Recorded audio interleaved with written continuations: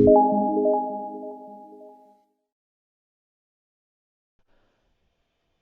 အားလုံးမင်္ဂလာပါအရင်တစ်ခေါက်ကကျွန်တော် BIM Modeler Job တွေဘယ်လိုမျိုး apply လုပ်မလဲဆိုတဲ့အကြောင်းအရာဗီဒီယိုတွေကျွန်တော်တင်ပေးပြီးတဲ့နောက်အခုနောက်ထပ်ကျွန်တော်ဗာဗီဒီယိုလေးထပ်ပြီးတော့တင်ပေးဖို့စဉ်းစားထားလဲဆိုတော့ How to answer BIM Modeler interview Q&A လို့ခေါ်ရဲကျွန်တော်တို့ဒီ BIM Modeler interview သွားတဲ့အချိန်ကြလို့ရှိရင်ပေါ့နော်ကျွန်တော်တို့ question နဲ့မေးတဲ့ question လေးနဲ့ကျွန်တော်တို့ဒီ question လေးလိုက်ဘယ်လိုမျိုးကျွန်တော်အဖြေလေးတွေဖြေမလဲဆိုတဲ့အကြောင်းအရာလေးကျွန်တော်ဒီမှာရှင်းလုပ်ပေးထားပါတယ်ဆိုတော့အရင်တစ်ခေါက်ကကျွန်တော်တို့ရဲ့ဒီပြောထားတဲ့ slide တွေကိုကျွန်တော်တို့ဒီကြည့်ကျင်နေဆိုရင်ကျွန်တော်တို့ဒီ Telegram channel ထဲမှာကျွန်တော်တို့သွားပြီးတော့ကြည့်လို့ရပါတယ်နောက်ထပ်ကျွန်တော်တို့ဗီဒီယိုတွေကိုကျွန်တော်တို့ရဲ့ဒီ YouTube channel ထဲမှာကျွန်တော်တင်ထားပေးတာရှိပါတယ်ဆိုတော့ပထမဆုံးကျွန်တော်တို့တွေအခုအရင်တစ်ပတ်ကကျွန်တော် principal BIM modeler ဒီ position နဲ့ပတ်သက်ပြီးတော့ကျွန်တော်တို့ mock McDonald ကနေပြီးတော့အလုပ်ခေါ်ထားတာလေးတွေ့လို့ပေါ့နော်ဆိုတော့ဒီ position ရဲ့ link apply link လေးလိုချင်တယ်ဆိုလို့ရှိရင်ကျွန်တော်ဒီ post ထဲမှာကျွန်တော်တင်ထားပေးပါမယ်ဆိုတော့ဒီတစ်ခေါက်ကကျွန်တော် mock McDonald မှာ digital designer အနေနဲ့interview သွားခဲ့တုန်းကပေါ့နော်မေးတဲ့မေးခွန်းလေးတွေရေနောက်ပြီးတော့တခြားကျွန်တော်တို့ဒီတခြားကျွန်တော်တို့ဒီ interview သွားတဲ့အချိန်ကျရင်ကျွန်တော်ကြုံခဲ့ရတဲ့မေးခွန်းလေးပေါ့နော်အဲ့ဒီအကြောင်းလေးတွေကိုကျွန်တော်ဒီဗီဒီယိုမှာကျွန်တော်ပြန်ပြီးတော့ထည့်ထားပေးပါတယ်အဲ့တော့ပထမဆုံးကျွန်တော်တို့ principal BIM modeler အနေနဲ့ကျွန်တော်တို့ကဘာတွေသူ့ရဲ့ job scope ကကျွန်တော်ဘာတွေရှိမလဲဆိုလို့ရှိရင်ပေါ့နော်ကျွန်တော်တို့ဒီပုံမှန်အဖြစ်သူတို့ကဒီ engineer ကနေပြီးတော့ပေးတဲ့ sketch တွေ markup တွေကိုကျွန်တော်တို့ 2D 3D drawing ထုတ်ကြတယ်ပြီးတော့ကျွန်တော်တို့ clash detection report တွေ simulation လုပ်ကြတယ်ပေါ့နော်ပြီးတော့ကျွန်တော်ဘာလုပ်ကြလဲဆိုရင်ဒီ coordinated layout drawing တွေကျွန်တော်ပြန်ပြီးတော့ထုတ်ပေးရတယ်ဒါကကျွန်တော်ပုံမှန်အဖြစ် main core မှာကျွန်တော်လုပ်ကြတဲ့အလုပ်တွေပေါ့နော်ပြီးတော့ကျွန်တော်တို့ဒီမှာ QAQC နဲ့ align ကျွန်တော်တို့ဒီ BIM model တွေကိုဖြစ်အောင်ဆွဲရတယ်ပြီးတော့ကျွန်တော်တို့ဒီ BIM platform တွေကိုကျွန်တော်တို့သွားပြီးတော့ existing လုပ်ပေးရတယ်ပေါ့နော်နောက်တစ်ခုကျွန်တော်တို့ BIM ဒီ implementation အပိုင်းနေပြီးတော့ဒီ model federation လုပ်တဲ့အပိုင်းနေပြီးတော့ကျွန်တော်တို့ BIM workflow ကို documentation လုပ်တဲ့အပိုင်းနေနဲ့နောက်ပြီးတော့ကျွန်တော်တို့ဒီမှာ 3D virtual ပေါ့နော် VR XR နောက်ကျွန်တော် automation အပိုင်းနေပေါ့နောက်ကျွန်တော်တို့ဒီမှာနောက်ထပ်ကျွန်တော်တို့ဒီ new technology နဲ့ innovation အကြောင်းလေးတွေလည်းထပ်ပြီးတော့သူတို့တွေကသိဖို့အတွက်ပြောထားတာပေါ့ဆိုတော့ဒါကတော့သူတို့ရဲ့ job scope တွေပေါ့အဲ့တော့ကျွန်တော်တို့က interview သွားမယ်ဟေ့ဆိုရင်ကျွန်တော်တို့ apply လုပ်တဲ့ position ရပေါ့နော်ဒီ job scope လေးကျွန်တော်အရင်ဆုံးသိအောင်လို့ကျွန်တော်တို့ကနည်းနည်းလေးလေ့လာထားရပါပေါ့နော်အဲ့နောက်တစ်ခုကကျွန်တော်တို့ဒီဒါကတော့သူ requirement တွေပေါ့နော်ဒီ diploma engineering တွေ modeling diploma course တွေရှိရမယ် experience ရှိရမယ်ဒါတွေပေါ့နော်ဆိုတော့ okay အဲ့တော့ကျွန်တော်အခုဒီမှာကျွန်တော် BIM interview သွားတဲ့အချိန်ကြာလို့ရှိရင်ဒီ job scope တွေနဲ့ပတ်သက်ပြီးတော့ကျွန်တော်တို့ဘယ်လိုမျိုး interview မေးခွန်းတွေမေးတယ်လဲဆိုတော့ကျွန်တော်ဒီမှာပြောပြထားပါနော်အဲ့တော့ပထမဆုံးကျွန်တော်တို့ interview ဝင်တဲ့အချိန်ကြာလို့ရှိရင်သူကတော့ဒီ warm up question နဲ့ပေါ့နော် tell me about yourself ဆိုပြီးတော့ပြောခိုင်းတာပေါ့အဲ့ဒီအချိန်ကြာလို့ရှိရင်တစ်ခါကြည့်ရင်ကျွန်တော်တို့ကကြောင်သွားတယ်အဲ့တော့ပထမဆုံး interview ဝင်တဲ့သူတွေဆိုလို့ရှိရင်ပေါ့နော်ကျွန်တော်ဒီမေးခွန်းလေးကသူတို့ကနည်းနည်းလေးကိုယ့်ရဲ့လုံနိုင်စွမ်းတွေကိုသူတို့ကမေးတာလားဆိုပြီးတော့နည်းနည်းလေးတော့ကျွန်တော်တို့ဖြေဖို့နည်းနည်းလေးတော့ကျွန်တော်တို့ဖြေဖို့ခက်သွားတယ်ပေါ့နော်ဒါပေမဲ့ဒီမေးခွန်းကကျွန်တော်တို့ကသူကဘာအနေနဲ့မေးတာလဲဆိုရင်ကျွန်တော်တို့ဖြေတဲ့မေးတဲ့ interviewer ဒီကျွန်တော်တို့ရဲ့ CV ကိုသူကဟို HR တော့ကြည့်ပြီပေါ့နော် HR ကျွန်တော်တို့ရဲ့ဒီ technical manager ဖြစ်ဖြစ် BIM manager ပဲဖြစ်ပြီးတဲ့အချိန်ကြောင့်ရှိသူ့မှာကကြည့်ဖို့အချိန်မရအချိန်မရတဲ့ကြောင့်သူကဘာလို့လဲဆိုတော့ဒီ warm up question လေးနဲ့သူကအရင်စတာပေါ့နော်အဲ့တော့ပထမဆုံးသူကကျွန်တော်တို့ဒီကျွန်တော်တို့ရဲ့ဒီအကြောင်းလေးကိုပြောနေတဲ့အချိန်မှာသူကကျွန်တော်တို့ CV မှာဘာတွေလုပ်တတ်တယ်ဘာတွေထည့်ထားဆိုအကြောင်းရယ်သူကကြည့်မယ်ကြည့်နေနေမှာသူကကျွန်တော်ဖြေရလေးသူကနားထောင်နေမှာပေါ့နော်အဲ့တော့ကျွန်တော်တို့ကဒီမေးခွန်းလေးမေးလာလို့ရှိရင်သိပ်အရင်ကျွန်တော်တို့ကစိုးရင်စရာမလိုကျွန်တော်တို့အခုကျွန်တော်ဒီမှာအချက်ကလေးရေးပေးထားတယ်ပေါ့နော်သူဒီ warm up question ဖြစ်တယ် before moving to interview နော်အဲ့တော့ကျွန်တော်တို့ကဒီ section မေးခွန်းလေးကိုကျွန်တော်တို့ကယူပြီးတော့ကျွန်တော်တို့ရဲ့ communication skill ဒါမှမဟုတ်ကျွန်တော်တို့ရဲ့ပြောနိုင်တဲ့ဒီ conversation ပေါ့နော်နောက်ပြီးတော့ကျွန်တော်တို့ကပုံမှန်အဖြစ်ဒီ English speaking နဲ့ပဲကျွန်တော်တို့က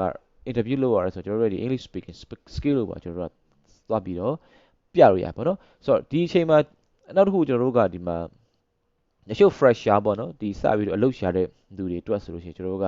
ကိုယ့်မှာဘာဟို educational qualification လေးတွေရှိတယ်ဘာ BIM certificate တွေရှိတယ်ဘာသင်တန်းလေးတက်ထားတယ် background တွေ skill တွေနဲ့နောက်တခြားကျွန်တော်တို့ဒီဘယ် project တွေမှာကျွန်တော်တို့ဝင်ပြီးတော့ဒီ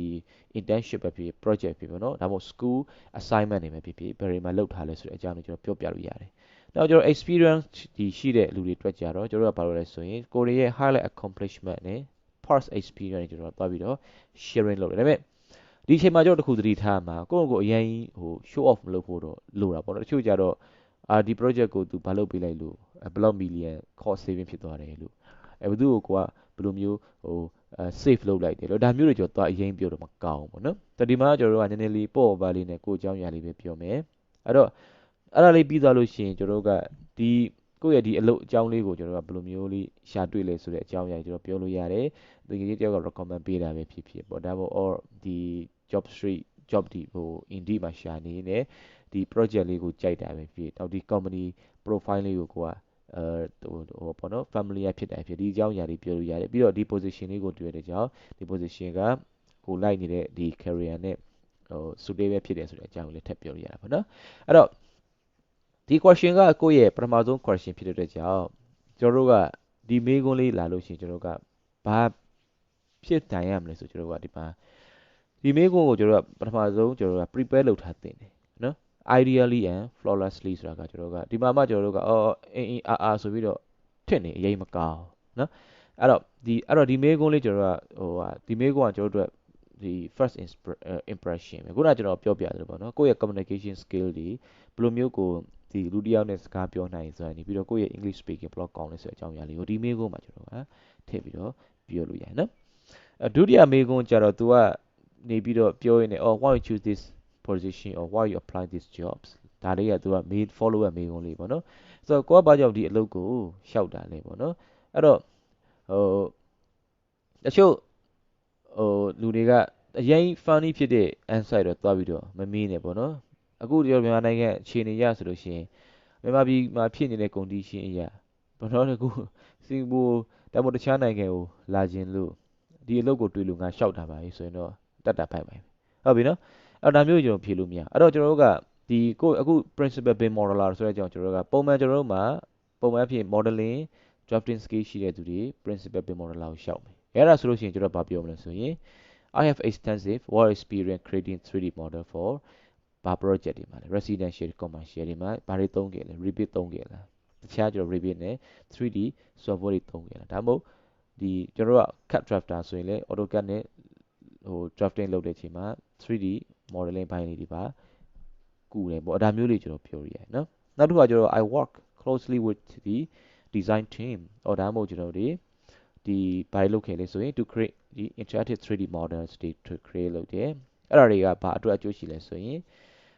virtualization တွေကျွန်တော်တို့တွေ space virtualization တွေလုပ်လို့ရတယ်ပြီးတော့ကျွန်တော်တို့ဘာလို့လဲတခြားဒီ component တွေကိုကျွန်တော်တို့ component တွေ equipment တွေเนาะ building element တွေကိုကျွန်တော်တို့ကပြန်ပြီးတော့ဒီဟို virtualize လုပ်တဲ့အပိုင်းလေးတွေပြောလို့ရတယ်ပေါ့နော်အဲ့ဒါပြီးတော့ရှင်ကျွန်တော်တို့ကကိုယ့်ရဲ့ background အနေနဲ့ပေါ့နော်ဒီလုပ်တဲ့ background နဲ့ပတ်သက်ပြီးတော့ကျွန်တော်တို့ I also run the clash detection simulation အနေနဲ့ကျွန်တော်တို့ clash detection လုပ်တယ် to evaluate the services clash တွေကိုကျွန်တော်ဘာလုပ်မလဲ evaluate လုပ်ဖို့ with the Naviswork software ပေါ့အဲ့တော့ Naviswork software လေးလည်းကျွန်တော်ဒီမှာသုံးတယ်ဆိုတဲ့အကြောင်းလေးကျွန်တော်ပြောရမယ်အဲ့တော့ကျွန်တော်တို့ကဒီလိုမျိုးသုံးတဲ့ကြောင့်ကျွန်တော် 3D virtualize နဲ့ clash detection တွေကျွန်တော်တို့ကသုံးပြီးတော့အရင် project ထဲမှာကျွန်တော်တို့ကလုပ်ဖူးတဲ့အတွက်ကြောင့်ပေါ့နော်ဘာလေးတွေကျွန်တော် save time money လေး resource လေးဖြစ်ပြီးတော့ကျွန်တော်တို့ရဲ့ဒီ company မှာဒီ potential issue လေးတွေကျွန်တော်လုပ်တယ်ပေါ့အဲ့ဒါပြီးတော့ကျွန်တော်တို့ကဘာလုပ်မလဲ I'm very familiar with the varieties of BIM software တွေနဲ့ကျွန်တော် familiar ဖြစ်တယ်ဘာတွေတောင်းလဲဆိုကျွန်တော် Autodesk Revit တို့ Navisworks တို့ SketchUp တို့နော် Bentley MicroStation တို့ Tekla Structure Dynamo နဲ့ AutoCAD drafting အကြောင်းလေးလည်းကျွန်တော်ဘာလို့ဆိုရင်ပြောတင်တယ်ဟုတ်ပြီနော်အဲ့တော့ AutoCAD drafting အပိုင်းလေးကိုလည်းကျွန်တော်တို့ကထည့်ပြီးတော့ပြောတော့ဆိုကျွန်တော်များကျွန်တော် BIM modeler လုပ်တဲ့သူတွေဒီ CAD drafting မှာကျွန်တော်တို့ကမဖြစ်မနေလုပ်ကြဟုတ်ပြီနော်ဒါကျွန်တော် main ကုန်းပါဗောနော်နောက်ကျွန်တော်တို့ consultant မှာဆိုလဲကျွန်တော်တို့ပြင်ရတဲ့အပိုင်းလေးရှိတယ်နောက်တစ်ခုကကျွန်တော်တို့ကအဲ့ကြတော့ထပ်မေးမယ် project based experience ရောရှိရလားပေါ့ do you have any project based experiences ဆိုလို့ရှိရင်ကျွန်တော်ဘာလုပ်မလဲ အဲ့တော့ကျွန်တော်ပြောလို့ရ oh I have involved နော် in ကျွန်တော်တို့ဘာလုပ်မလဲအခုစင်ကာပူဆိုကျွန်တော်တို့အများကြီး construction ဘိုင်းမှာ HDB တွေရှိတယ် residential ဘိုင်းတွေရှိတယ် hotel တွေ commercial တွေရှိတယ်နော်အဲ့ဒီမှာကျွန်တော်တို့ကဘာအနေနဲ့ဘာ position နဲ့လုပ်ခဲ့တာလဲဆိုကျွန်တော်တို့ကBIM modeler cam drafter လို့ပြောလို့ရတယ်ကိုကအခုလက်ရှိ drafter position နဲ့လုပ်နေမယ်ကိုယ့်ရဲ့ position ကိုဒီမှာ BIM modeler cam drafter ဒါမှမဟုတ်ကျွန်တော်တို့က BIM modeler cam coordinator ဒီအပိုင်းတွေကျွန်တော်ပြောလို့ရတယ်အခုမှကျွန်တော်တို့နောက်တစ်ခုကကျွန်တော်တို့ကဒီမြန်မာ remote လုပ်ပေးနေသူတွေဆိုလို့ရှိရင် remote modeling အနေနဲ့လုပ်တယ်နောက် BIM engineer နဲ့လုပ်တယ် designer အနေနဲ့လုပ်တယ်ဒါကိုယ့်ရဲ့ position နဲ့ပတ်သက်ပြီးတော့နော်အဲ့ဒါပြီးတော့မှကျွန်တော်တို့ကဘာလုပ်မလဲဆိုရင်အဲ့တော့ဒီနောက်တစ်ခုကကျွန်တော်တို့ building ရဲ့ background လေးကျွန်တော်တို့ပြောမှာပေါ့ဘာလို့ဆိုတော့ BIM experience မှာဒီ building မှာကျွန်တော်ဘယ်လိုအသုံးချလဲဆိုတော့အဲ့ဒါ building ကကျွန်တော်ဘာလုပ်မလဲ high rise residential ဒါမှမဟုတ်ကျွန်တော်တို့ complex commercial building design ဖြစ်တယ် with multiple levels ပေါ့နော် floors ပေါ့ပြီးတော့သူကဘာလုပ်မလဲ different types of units တွေရှိတယ်complex design တွေဖြစ်တယ်ကျွန်တော်ပုံမှန်ဖြင့်စင်ကာပူက residential condo တွေဆိုရင် basement underground တွေရှိတယ် HDB တွေဆိုရင် MRCP လို့ခေါ်တဲ့ multi story car park တွေရှိတယ်ဟုတ်ပြီနော်နောက်အဲ့ဒါတွေကနေကျွန်တော်ဘာတွေ connect လုပ်လို့ရလဲဆိုရင် amenity service တွေ connect လုပ်လို့ရတယ် basement မှာဆိုကျွန်တော်က basement services တွေ connect လုပ်လို့ရတယ်ပြီးတော့ဒီကျွန်တော် underground services လို့ခေါ်တဲ့ structure footing တွေနဲ့ပါတယ်နဲ့ဆိုတော့ဒီအပိုင်းတွေကျွန်တော်အများကြီး create လုပ်လို့ရတယ်နော်နောက်တစ်ခုကကျွန်တော်တို့ကဒီ residential unit မှာဆိုလို့ရှိရင်ကျွန်တော်တို့ကဒီ 3D residential unit types တွေ create လုပ်ရတယ်အဲ့ဒီမှာကျွန်တော်တို့ mock up unit တွေနဲ့create လုပ်တာပြောလို့ရတယ်နော်အဲ့တော့နောက်တစ်ခါကျတော့ I work closely with the ကျွန်တော် production team တွေ site team တွေဒါကကျွန်တော်တို့ကကိုယ့်ရဲ့ position ရပါတော့ main call မှာလုပ်တဲ့သူတွေဆိုရင် production team လို့သုံးလို့ရတယ်ကျွန်တော်တို့ site ကဆိုတွေပေါ့နော် site team တွေနဲ့သုံးလို့ရတယ်ဘာလို့ဆိုကျွန်တော်တို့က technical team လို့ကိုဟိုမှာ technical department technical team မှာကျွန်တော်နေရတာပေါ့နော်အဲ့တော့production team လို့ site team အဲ့ပြီးတော့ consultant ဘိုင်းမှာလုပ်တဲ့သူတွေနောက်တစ်ခါကျတော့ဘာလို့ structure archi M&E consultant ပေါ့အဲ့တော့ to ensure that all detail were accurately represented in the model ကျွန်တော်တို့ main code မှာနေတဲ့သူတွေဆိုကျွန်တော်ဗာလေးထည့်ပြောလို့ဆိုရင် as per PCA accessibility code တွေကျွန်တော်တို့ကသိတယ်ဆိုတဲ့အပိုင်းထည့်ပြောရမယ်เนาะ structure drafter ဆိုရင်လည်း structure design တွေသိတဲ့အကြောင်းပြောရမယ် M&E မှာနေတဲ့သူတွေဆိုလည်းကျွန်တော်ထားပါတော့ fire code တွေ ACMP design တွေ electrical တွေဒါတွေကျွန်တော်ထည့်ပြီးတော့ပြောလို့ရတယ်เนาะအဲ့တော့ထပ်မေးမယ် okay အဲ့တော့ဒီမှာကျွန်တော်တို့ခုနပြောခဲ့တဲ့အပိုင်းရပါတော့ခုနclass detection အကြောင်းတွေပြောတယ်ခုနလို mock up အကြောင်းတွေပြောတယ် VR အကြောင်းတွေပြောကြတော့ have you identified potential conflict between different elements ဆိုတော့ design construction မှာကျွန်တော်တို့တွေဘယ်လိုမျိုးဒီ construction မှာရှိတဲ့ design တွေ conflict ဖြစ်တာလေးတွေကိုသူကရှင်းလဲပေါ့ identify လုပ်တယ်ဆိုတော့အဲ့ကြကျွန်တော်ပြောလို့ရတယ်ပေါ့နော်အပေါ်မှာဖြစ်ကျွန်တော်တို့ဒီ clash တွေရှင်းတာဒီကျွန်တော်တို့က software ထဲမှာဆိုရင်ပုံမှန်အဖြစ်ကျွန်တော်တို့က2မျိုးသို့မဟုတ်3မျိုးလောက်ပဲကျွန်တော်တို့ရှင်းရတယ်နော်ဘာနဲ့ရှင်းမလဲဆိုကျွန်တော် normally I run through virtual clash detection checking virtual clash ဆိုတာကကျွန်တော်ဘာလို့လဲဆိုရင် walk through အနေနဲ့ကျွန်တော်သွားပြီးတော့ clash ရလို့ဆို building ထဲမှာ Navisworks software သုံးပြီးတော့ကျွန်တော်တို့ column တွေ location တွေနဲ့ M&E service တွေနဲ့ဘယ်လိုမျိုးလဲ hadron တွေဘယ်လိုရှိလဲဒါတွေကျွန်တော်လိုက်ပြီးတော့စစ်တာဒုတိယတစ်ခုကကျတော့ Navisworks clash detection analysis လုပ်တာအဲ့တော့သူတို့ကဘာလို့လဲဆို identify hard clash တွေ soft clash တွေကျွန်တော်အဲ့တော့ကျွန်တော်တို့ကဒီမှာ clash detection ကြောင့်ကျွန်တော် hard clash နဲ့ soft clash အပိုင်းလေးကျွန်တော်တို့သိတဲ့အကြောင်းလေးပြောပြမယ်ဟုတ်ပြီနော်ဆိုတော့ hard clash ဆိုတာကကျွန်တော်ခုနပြောသလို column နဲ့ M&E service တွေတိုက်တဲ့ hard clash နောက်ကျွန်တော်ဒီ M&E equipment တွေနဲ့ M&E equipment တွေဒီနေနဲ့ကျွန်တော်တို့ဒီ M&E service တွေနဲ့ clash ဖြစ်ကြသည် hard clash ဟုတ်ပြီနော် hadron မလောက်တာသည် hard clash space ဒီ provision တွေမလောက်တာတွေဒါတွေအကုန်လုံးကဘယ်မှာအကျော်ဆိုကျွန်တော် hard clash မှာတော့ soft clash ဆိုမှကျွန်တော်တို့ကဒီ M&E ကျွန်တော်တို့ဒီဟို pipes ကလေးတွေနဲ့ ACMP deck တွေနဲ့တိုက်တာဒါတွေကကိစ္စမရှိဘူးဒါတွေကကျွန်တော် pipe တွေက ACMP အောက်ကနေပြီးတော့ deck အောက်ကနေ run သွားလို့ရတယ်နော်နောက်တစ်ခုကကျွန်တော်ဟို RKL မှနေနေဆိုလို့ရှိရင်ကျွန်တော်တို့ကriser room တွေရှိတယ် riser room ထဲမှာကျွန်တော်တို့က M&E ရဲ့ဒီ services တွေဟိုပါပေါ့နော်ဒီ riser room တွေဝင်လာတယ်ရှိအဲ့ချိန်ကျကျွန်တော် wall တွေနဲ့ penetrate လုပ်တဲ့ဆိုင်ရှိအဲ့တော့ software ဒီဟို bus element တစ်ခုတိုက်ဒီကောင်ကကျွန်တော်တို့ဘာအနေနဲ့ပြေဆို clash နေပြီးတယ်အဲ့ဒါမျိုးကျွန်တော် soft clash လို့ပြောတယ်အဲ့မျိုးကကျွန်တော် common site ထဲမှာကိုယ့်နဲ့ကိုလောက်ကနေဥစ္စာเนาะဆိုတော့အဲ့ဒီအကြောင်းလေးကျွန်တော်သိဖို့လိုတယ်နောက်ပြီးတော့ကျွန်တော်ဘာလုပ်မလဲဒီကျွန်တော်တို့တွေ architect တွေ engineer တွေနဲ့ M&E coordinator M&E consultant ဘိုင်းကျွန်တော်ဘာလို့လဲ to find solution လုပ်တယ်ပေါ့အဲ့တော့ကြောင့်ကျွန်တော်တို့ကဒီမှာကျွန်တော်ဗာလဲဆိုရင်ဒီ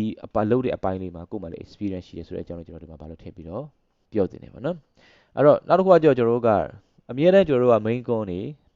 ဒါမှမဟုတ် design ဘိုင်းနေမှာဆိုကျွန်တော်ဘာလုပ်လဲအမြဲတမ်း design change တာတွေရှိဟုတ်ပြီနော်အဲ့တော့ဆိုသူကဘယ်လို handle လုပ်လဲဒါလေးရလဲကျွန်တော်တွေမေးတယ်အဲ့အပိုင်းလေးတွေကျွန်တော်မေးလာလို့ရှိရင်ကျွန်တော်တို့ကဘာလေးပြောလို့ရလဲဆိုရင် mostly I have been checking with the design team ဒီကျွန်တော်တို့က main call မှာလုပ်နေတယ်ကြောင့် main call ကိုအလုပ်သွားလျှောက်တယ်ဆိုတော့ကြောင့်ကိုရီးယား design team changes တွေနဲ့ကိုကျွန်တော်တို့ကဘာလုပ်မလဲ check in လုပ်တယ်ဒါမှမဟုတ်ဟို meeting မှာကျွန်တော်တို့ design team changes တွေဖြစ်လာပြီဆိုလို့ရှိရင် inform the construction team ကိုကျွန်တော် inform လုပ်ပြီးတော့ to ensure upon everyone is aware of the changes ပေါ့အဲ့ဒါပြီးကျွန်တော်ဘာလုပ်မလဲ public တွေ print out လုပ်ပြီးတော့ဒီသူတို့ design team sorry ဒီသူတို့ construction team တွေတခြား discipline တွေကိုကျွန်တော်ဘာလုပ်မလဲ personally inform လုပ်တယ်ပေါ့အဲ့ဒါပြီးရင်ကျွန်တော်ဘာလုပ်မလဲအဲ့ဒါလေးကိုကျွန်တော် email အနေနဲ့ record လုပ်ထားမယ်ပြီးတော့ဒီ email record လုပ်တဲ့အပိုင်းလေးတွေကဘယ်ကနေကိုရီးယား learning လုပ်ရတယ်ဆို I learn from my senior coordinator ပေါ့ဒါမျိုးလေးကျွန်တော်လည်းဘယ်လိုမျိုးကိုယ့်ရဲ့အထက်လူကြီးစီကဘယ်ဟာလေးကိုရီးယား pick up လုပ်တာလဲအပိုင်းလေးတွေကိုလည်းပြောပြရမယ်အဲ့ဒါမှကိုကလည်းအထက်လူကြီးကိုနည်းနည်းလေး respect ရှိလေဆိုတော့အကြောင်းလေးကျွန်တော်ပြန်ပြီးတော့သူတို့ပြောပါနော်အဲ့ဒါ experience in the working collaboratively working လုပ်တယ် to make sure to capture the changes ဒါမျိုးလေးကျွန်တော်ပြောပါဟုတ်ပြီနော်ဟုတ်ပြီနော်အဲ့တော့မေးခွန်းနဲ့အဖြေလေးတွေကကျွန်တော်နည်းနည်းလေးဟိုအဆက်မှုလေးတွေရှိရမယ်ပြီးတော့ဒီဖြေနိုင်တဲ့အကြောင်းအရာလေးကျွန်တော်ကဖြေနိုင်တယ်လို့ဖြေရမယ်နော် Have you found any benefits of using beam over traditional 2D drafting ဒါတွေကတော့ကျွန်တော်ဒီပုံမှန်အဖြစ်ဘယ်သူတွေစီကမေးတယ်လဲဆိုလို့ရှိရင်တချို့ဒီ beam manager တွေစီကမေးတယ်ဟုတ်ပြီနော်နောက်တခြားကျွန်တော် beam manager တွေစီကလာတဲ့မေးခွန်းတွေဆိုရင်လည်းကျွန်တော်ပြီးရင်ဒီ video လေးပြီးရင်ကျွန်တော် YouTube channel လေးကျွန်တော် sharing လုပ်ထားတဲ့ link လေးကျွန်တော်ထပ်ပြီးတော့ဒီထဲမှာထည့်ထားပေးတယ်နော်အဲ့တော့ဒီမေးခွန်းလေးတွေမေးလာပြီဆိုလို့ရှိရင် I am well aware of the advantage of using beam over traditional 2D drawing method ဟုတ်ပြီနော်ကျွန်တော် beam နဲ့ 2D traditional နဲ့ကျွန်တော်ဘာဖြစ်မလဲဘာတွေကောင်းလဲဆိုတော့ကျွန်တော်တို့ increase accuracy ဖြစ်တယ် collaboration တွေကျွန်တော်တို့တွေပို့ပြီးတော့ကောင်းတယ်ပေါ့နော်နောက်ပြီးတော့အကောင်းဆုံး improve virtualization of a project in terms of virtual design construction လို့ခေါ်ကြတယ် VDC ဟုတ်ပြီနော်အဲ့ဒါမျိုးကကျွန်တော်ဘာလဲဆိုရင်ကျွန်တော်တို့ build twice ဖြစ်တယ် virtual နဲ့ real နဲ့ဒါကကျွန်တော်တို့က VDC handbook ထဲမှာသူဒီပေးထားတဲ့စလုံးလေးဆိုတော့ကျွန်တော်တို့ BIM manager တွေဘာတွေကဒီစလုံးနေနဲ့ဒါတွေကကျွန်တော်အမြင်နဲ့ရင်းနေပြီးသား VDC တို့ IDD တို့ဟုတ်ပြီနော်ဆိုတော့ဒီအကြောင်းအရာလေး CDE တို့ Common Data Environment ဒီအကြောင်းအရာလေးကျွန်တော်တို့ကကိုသိတယ်ဆိုတဲ့အကြောင်းလေးကျွန်တော်ဘာလို့လဲဆိုရင် interview မှာထည့်ပြီးတော့ဖြေလို့ရတယ်အဲ့လိုမျိုးမှမဖြေလို့ရှိရင်တို့ကtechnology ဘိုင်းအဲ့လောက်ကြီးမသိဘူးဆိုတဲ့အပိုင်းတွေဒီထင်ကောင်းထင်တယ်နော်အဲ့တော့ဘာလို့မလဲ I have used these advantages to benefit previous project ကိုယ့်ရဲ့ project တွေမှာI have worked on လုပ်တဲ့ project တွေမှာဒါတွေကိုကိုကသုံးဘူးတယ်ပေါ့နော်ဘာတွေလဲဆိုရင် reducing drawing error လုပ်တာတွေ abortive work တွေနဲ့ဒီ saving times money and resolve တွေဒါတွေကကျွန်တော်တို့ကဒီ VDC စာအုပ်ထဲမှာပါတဲ့အကြောင်းအရာလေးကျွန်တော်ပြန်ပြီး refer လုပ်တယ်ဟုတ်ပြီနော်နောက်တစ်ခါကျတော့ okay အဲ့တော့ဒီဟို manager ကကျွန်တော်ပြန်လိုက်ပြီးတော့သူကဘာလုပ်ပေးမလဲဆိုရင် Autodesk နဲ့အဲ့တော့ပြန်ထပ်ပြီးတော့သူကမေးမယ် Have you familiar with ကျွန်တော် Autodesk Construction Cloud လို့ခေါ်တဲ့ ACC တွေ Dynamo တွေပေါ့နော် VR တွေ planning software ဒါမျိုးထပ်ပြီးတော့သူဒီသိလားလို့ကိုယ့်ကိုထပ်ပြီးတော့သူကဒီ software extensive နဲ့ပတ်သက်ပြီးတော့ဘယ်လောက်လေ့လာထားဆိုတဲ့အပိုင်းဆိုတော့သိကျင်တယ်ဆိုလို့ရှိရင်ကျွန်တော်က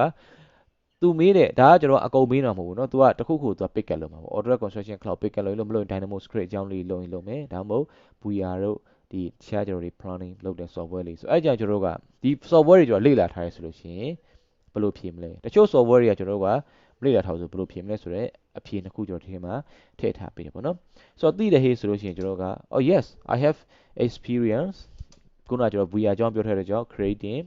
VR ပေါ့နော် simulation virtual reality from BIM model using Revit software သုံးလို့ရတယ်လို့ Revit Store နဲ့သုံးလို့ရတယ် 3D Max တွေသုံးလို့ရတယ်ဟုတ်ပြီနော်အဲ့ဒါပြီးရင်ကျွန်တော်ဘာလုပ်မလဲပြီးတော့ I have a good understanding of the software used ဖြစ်တယ်နောက်တစ်ခါကျတော့ကျွန်တော်ခုနက planning software တို့ကြောင့်ကျွန်တော် oh I have experience creating 4D planning tools using Navisworks ပေါ့နော် assigning text ကျွန်တော်ဘာလုပ်မလဲအဲ့ဒီ 4D ဟို planning tool တွေစီကျွန်တော်တို့ Microsoft project တို့ကျွန်တော်ဒီမှာ Primavera V6 တို့ဒီနေ့ကျွန်တော်ဘာလုပ်လဲလာပြီးတော့ link လုပ်တဲ့ဥစ္စာတွေเนาะဒါကသူ့ရဲ့ဟို process တွေလည်းထည့်ပြောလို့ရတယ် additionally I have general knowledge for Synchro တို့ Fuser တို့တခြားဒီ planning ဘိုင်းနဲ့ပတ်သက်တဲ့ software လေးကျွန်တော်ထည့်ပြီးတော့ပြောခဲ့လို့ရတယ်ပြောပြရတယ်เนาะတကယ်တော့ကျွန်တော်တစ်ခါလေကျွန်တော်တို့မေးလို့ရှိရင်မသိဘူးဆိုရင်ကျွန်တော်ဘယ်လိုဖြေမလဲပေါ့အဲ့တော့ကျွန်တော် I haven't had the chance to work with the construction Autodesk Construction Cloud AC နဲ့အခုလောလောဆယ်တော့ဘာလို့လဲဆိုရင်ဟိုဘာလို့လဲဆိုတော့တော်တော်များများကျွန်တော်တို့ဒီ company အသေးတွေဒီ ACC platform ကိုဘယ်သူမှဝင်ပြီးတော့မသုံး ဟုတ်ပြီနော်ပုံမှန်အဖြစ်ကျွန်တော်ဗမာပဲထိုင်လဲဆိုရင် server ထဲမှာပဲကျွန်တော် model ထိုင်နေဒါမှမဟုတ်ကျွန်တော်တို့ဒီအပေါ်က main ကွန်းက ACC သုံးနေဆိုရင်ကျွန်တော်တို့ကို ACC ထဲမှာဝင်ပြီးတော့ access လုပ်ဖို့အတွက် account တစ်ခုပေးထားတယ်ဒီလောက်ပဲเนาะအဲ့တော့ကျွန်တော်တို့အများကြီး ACC အကြောင်းကိုမသိเนาะမသိတော့ကျွန်တော် I haven't done the chance to work with the Autodesk Construction Cloud ACC in the BIM process yet ပေါ့နော် but ဒါပေမဲ့ I have done some research တို့တချို့ဆို software ဆို dense research တို့ general knowledge တို့ဒါမျိုးလေးကျွန်တော်ပြောလို့ရတယ် on working with အခု ACC မှာဆိုကျွန်တော်ဗားတွေနဲ့သုံးပြလို့ဆို sharing model တွေ work set control တွေနဲ့ကျွန်တော်သုံးပြလို့ရတယ်ဟုတ်ပြီနော် and how is you in the ACC cloud ပေါ့နော်အဲ့တော့ I'm confident နောက်တစ်ခါကျကျွန်တော်ပြောလို့ရတယ်ဒီမသုံးတတ်ဘူးဆိုကျွန်တော်သူ့ကိုသွားပြီးတော့ no ဆိုတဲ့ answer ကြီး plain ပေးလို့မရဘူးဘာလို့ဆိုတော့ကျွန်တော်တို့ကဒီ technology ထဲမှာနေနေတဲ့ကြောင့်ဒီ software တွေကကိုယ်နဲ့မစဲဘူးဟုတ်ပြီနော်အဲ့တော့ I am confident that ဒါမှမဟုတ်ကြောင့် I'm a quick learner for that I could quickly learning the specific software used by your organization ဆိုတော့ organization ထဲမှာသုံးနေတဲ့ software နဲ့ပတ်သက်ပြီးတော့ငါဒီပေါ့ရဆိုရင်quick learning လုပ်လို့ရတယ် so I'm eager to learn more and use my skill to help him or develop BIM process ဖြစ်ဖို့အတွက်ကျွန်တော်ဘာလို့ဖြစ်လဲဆိုရင်ဒီလိုမျိုးလေးလို့အဲ့တော့ဒီမေးခွန်းလေးတွေကျွန်တော်တို့ခုနှစ်ခုကပုံမှန်အဖြစ်မေးလိမေးထားရှိတဲ့အပိုင်းတွေပေါ့နော်ဒီထက်ပိုရင်လည်းပိုမယ်နော်အဲ့တော့နောက်ပတ်သက်ပြီးတော့ကျွန်တော်တို့ဒီမှာအရင်တစ်ခေါက်ကျွန်တော် variation လုပ်ခဲ့လဲဆိုလို့ရှိရင် prepare CV portfolio တွေနဲ့လုပ်တဲ့အပိုင်းတွေဟုတ်ပြီနော်ကျွန်တော်ဒီမှာဒီ modeling အတွက်ကိုကိုယ့်ရဲ့ portfolio skill ပြဖို့အတွက်ကိုကျွန်တော်တို့ဒီမှာmass modeling နဲ့ create လုပ်ရတဲ့အကြောင်းတွေပြီးတော့ Navisworks ခုန 4D planning construction sequencing လုပ်တဲ့အပိုင်းတွေ fundamental digital platform tools ဆိုတော့အခုဒီ bin guide တွေ VDC guide တွေလေ့လာတဲ့ကျင်တဲ့သူတွေကျွန်တော်ဒီမှာ ebook တွေအကုန် download ပေးထားတယ် bin fundamental နဲ့ digital platform အကြောင်းတွေကျွန်တော်တို့ကကနနလေ့လာခြင်းလို့ရှိရင်ကျွန်တော်ဒီမှာအရင်တစ်ခေါက်ကအကုန်လုံးကျွန်တော် sharing လုပ်ပေးထားတဲ့အပိုင်းတွေရှိတယ်ဟုတ်ပြီနော်အဲ့တော့ဒီ video တွေဒီကျွန်တော်တို့တွေအချိန်ပေးပြီးတော့နားထောင်နေစရာမလိုနော်ကိုအားတဲ့အချိန်တမ်းမို့ယုံသွားတဲ့အချိန်လေးမှာဖွင့်ပြီးတော့ကျွန်တော်ကနားထောင်နေရုံပဲဟုတ်ပြီနော်အဲ့တော့ကျွန်တော်နောက်ထပ်ဗီဒီယိုလေးအနေနဲ့ကျွန်တော်ဗာလေးထပ်ပြီးတော့ create လုပ်ပေးမလဲဆိုရင်ကျွန်တော်ဒီဘယ်လိုမျိုး prepare CV resume တွေဘယ်လိုထပ်ပြီးတော့ create လုပ်မလဲပြီးတော့ portfolio တွေဘယ်လိုမျိုးထပ်ပြီးတော့ create လုပ်မလဲဆိုတဲ့အပိုင်းကျွန်တော်ထပ်ပြီးတော့ဗီဒီယိုလေးလုပ်ပြီးတော့ပြောပြပေးသွားပါမယ်နော်အဲ့တော့ကျွန်တော်တို့ရဲ့အခုရဲ့ကျွန်တော်ဒီ slide ကလေးကိုကျွန်တော်ဘယ်ထဲမှာထည့်ပေးထားမလဲဆိုရင်ဒီ PCP Telegram channel ပြီးရင်ကျွန်တော်ဒီ invitation link လေးကျွန်တော်ဗီဒီယိုအောက်မှာထည့်ထားပေးပါမယ်အဲ့ဒီမှာ join ပြီးတော့ကျွန်တော်ဟောဒီ slide ကလေး download လုပ်လို့ရပါတယ်နောက်ကျွန်တော်အသစ်ထပ်တင်မဲ့ဗီဒီယိုတွေကိုကျွန်တော်ဘာမှတင်ထားမလဲဆိုရင်ကျွန်တော်ရဲ့ဟောဒီ YouTube channel လေးတွေမှာကျွန်တော်ထပ်ပြီးတော့တင်ထားပေးပါမယ်เนาะဆိုတော့ဒီ YouTube channel လေးကိုကျွန်တော်ထပ်ပြီးတော့ subscribe ဒါမှမဟုတ်ကျွန်တော်ဗီဒီယိုလေးတွေအသုံးဝင်တယ်ဆိုလို့ရှိရင် share လေးထပ်လုပ်ပြီးတော့ကျွန်တော်ကိုကူညီပေးလို့ရပါတယ်ဆိုတော့အားလုံးကိုကျေးဇူးအများကြီးတင်ပါတယ်